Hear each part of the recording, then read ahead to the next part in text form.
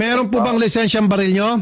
Meron po sir, super katunayan po, bigay pa po ng ating mahal na Pangulo, Rodrigo Roa Duterte po. Huwag mo ilagay sa kamay mo ang batas. Alam mo yan, pulis ka. Sabi ko, dapa, hindi ka dadapa. Sino ka ba? Anong karapatan ka meron para padapain mo siya? Sir, yung nangyari sa aming commotion sa daan, sir, yun sana, pakinggan nyo rin sana, sir, yung nangyari sa amin. Napansin ko, mukhang wala ka atang helmet. Oo nga po. Wala ka rin daw lisensya. Opo, opo. Ay put! Nakita po namin yung video, nakakainit po ng ulo. Grabe po yung ginawa sa inyo, ang yabang po nitong bodyguard na ito. Opo. Pwede yung pakikwento sa amin, bakit to gano'n na nangyari?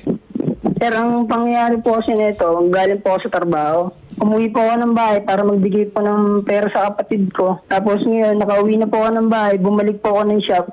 Dahil niyaya po kasi ako ng amo ko mag-inom. Balik na lang daw po ako. Pagbalik ko po, kasagsaga ng daan, nagsabay po kaming dalawa. Okay. Tapos, ang sabi niya po sa akin, itigil ko daw po yung motor. Nakasabay ko po eh. Bakit kanya pinatitigil, sir? Hindi, parang naangasan po sa akin po. Bakit? Ano pong ginawa niyo sa kanya? Hindi, parang inovertigan ko lang po siya. Tapos dun na po kami nagpangabot sa sa guardhouse na yan. Ba't ka dumapa? Nagpakilala po siyang pulis daw po siya. Nung pakilala siyang polis, dumapa ka na para ipakita sa kanya na hindi ka lalaban. Opo. O yun yan eh, tama yung basa ko eh. Kanahapon po, Mr. Markel Baban.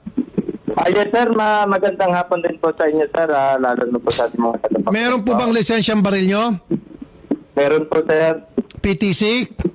Opo, at yung katunayan po, bigay pa po ng ating mahal na Pangulo, Rodrigo Roa Duterte po. Dahil isa po ko sa liberator ng Marawi, sir. Isa ka sa mga liberator ng Marawi. Well, ibang usapan nyo, liberator ka ng Marawi, pero itong ginawang pang-abuso, wala na, mababaliktad at matatanggalan ka ng lisensya, patatanggalan kita. Babawiin na yung lisensya mo. Yes, sir. Kung ganun man po mangyari, sir, pero sana, sir, marinig niyo rin po yung side ko. O, sige, magsalita ka, sir. Ba't mo ginawa yun? Sabi nung bata na yan, sir, sinita ko po yan dahil grabe pong ingay ng mga motor niyan sila, nagkakare-karera po yan. Nung sinita ko po, masama pa ang tingin sa akin. Sabi ko, kaya sinabi ko, anong gusto mo mangyari? Sabi ko sa kanya. So ngayon, pagbibigyan kita, nagpapahabol pa yan, sir, pero hindi ko siya hinabol, siya yung nagmadali. Ayun, sinuntan ko siya, alamin ko lang kung saan siya titigil o saan siya nakatira. Lately, sir, meron pa kasi yung amo niyan, sir, meron kaming alis na dating kaso nun, sir, na dismiss. Parang setup nga, sir, ang nangyari eh. May mga istorya po kasi yan, sir, kaya sana pakinggan nyo rin po yung... Sir, ano pa man yung dahilan, wala kang karapatan na mambugbog. Huwag mo ilagay sa kamay mo ang batas. Alam mo yan, pulis ka. Alam mo naman yung tinatawag na rules of engagement. Yes, sir. Oh, kaya nga dumapa na yung tao para ipakita sa'yo na dapa na siya, surrender na siya. Habang dapa na siya, pinatutadyakan mo pa. Sir. Pinadapa ko yan, sir, kasi nagmamatigas pa yan. Sabi ko, dapa. Hindi ka dadapa. Kaya dumapa yan, sir. Hindi yan dumapa dahil... Okay, sige, granting na pinadapa mo siya. Sino ka ba? Anong karapatan ka meron para padapain mo siya? Sir, yung nangyari sa aming commotion sa daan, sir, yun sana, pakinggan nyo rin sana, sir, yung nangyari sa amin. Sir, kahit ano pa po yung bibigay mong dahilan, wala kang karapatan na padapain siya, mali yun, sir. Remuel, Sir, po. kuminsan naman, maging maayos naman kayo sa kalsada. Opo, ay pasensya na rin po. At sir, kanina napansin ko, mukhang wala ka atang helmet. Oo nga po. Oh, bakit ka nagmumotor na wala kang helmet? Hindi sir, pagawa lang po kasi sa akin yung motor na yun. Tinest drive ko lang po yung motor na yun. Teka muna, may sinasabi sa akin si Shari, wala ka rin daw lisensya. Opo.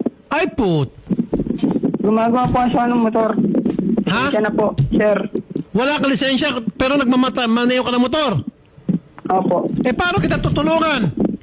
Ay, oo nga po, sir. Pasensya na rin po. Ay, hindi na. Alam ko rin po nagkamali rin po ako.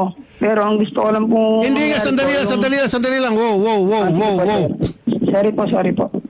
Wala kang karapatan na magmaneho ng motorsiklo. Wala kang karapatan sa mga oras na yun na ikaw ay nasa kalsada dahil wala kang lisensya. So kung hindi ka sana nag-drive na motor mo dahil wala ka naman lisensya, hindi ka sana nabugbog. Opo. And Idol Rafi, na pag-alaman din po ng researcher natin, umamin na din po siya na dati rin po siyang gumagamit ng illegal na. Ay nako, Remuel, mongas, maangas ka talaga. Remuel, Sir, kung gusto mo magkaso sa ano na lang, sa Pau, Public Attorney's Office.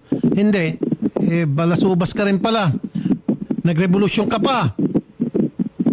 Wala ka palang lisensya at wala ka pang helmet. Kung hindi ka sana nag-drive ng motor ng mga oras na yon, dahil wala kang lisensya at wala kang karapatan sa kalye na magmaneho ng motor, hindi ka sana nabugbog, hindi ka sana natutukan nabugbog nitong mayabang na Master Sergeant Mark Hill Babaan. Hindi ka sana niya binabaan at pinagtatadyakan. Ayun, binabaan ka niya sa motor dahil wala kang lisensya. Tama ba, Sargento Babaan? Yes, sir. Oh, see?